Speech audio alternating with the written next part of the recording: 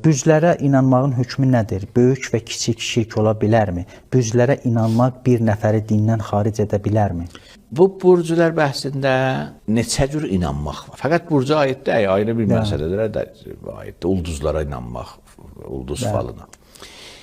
İnsan bəzən onları müstəqil bir səbəb bilər. Yəni, güya məsələn, bürc insanın taleyini müstəqil həll eləyə bilər. Bu, bəli, Allaha şərik qoşmaqdır. Çünki aləmdə ancaq müstəqil səbəb Allahdır. Aslında aləmdə heç müstəqil səbəb qeyrullah yoxdur. Allahdan qeyr. Bəs burca bu cür müstəqil səbəb olaraq inanmaq. Amma bir nəfər burca əlamət inanır, səbəb yox. Demir, bu səbəbdir, təsir qoyur. Deyir, o əlamətdir. Ehtimal verirəm, düz olar deyəmizən. Əlamət ilə səbəbin fərqi var. Hələ o ehtimal bəhsi deyil. Əlamət budur ki, nişan verir. Səbəb deyil. Bax, onun indi bir dənə ot yandırıblar.